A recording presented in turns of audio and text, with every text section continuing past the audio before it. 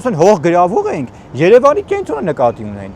Երևանի կենտրոնը գրավել է Քոչարյանը Սերժիկի հետ ու այն նարկաման այն Սաշիկի լակոտների հետ։ Բա բերեք ձեր տների մի մասը տվեք ժողովրդին, ձեր հայրենակիցներին։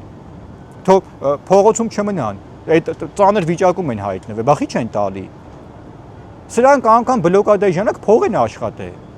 Դրամբոնի հանքը նենց են կերել, որ մի 200 տարի այնտեղ, չգիտեմ, այն տարական էլ չի մնացել, թողե փախել են այդ տարածքից։ Այդ ինչ էկոլոգիա, ինչ բան, տեսեք, Արցախի հետ նենց էին վարվում։ Իրանք գիտեն չէ որ վաղը տալու են էտի Ալիևին։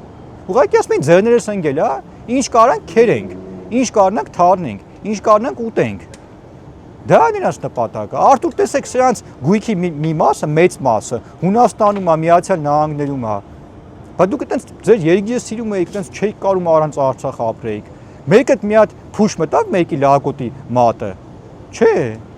Էլի 18 տարեկան հայ զինվորը գնում ընդ արուն էր թափում, մի հատ էլ շփոթվում էր ծառից տանձ էր քաղում, գալի տանում էին ռազմական ոստիկանությունով գցում էին կուբախները։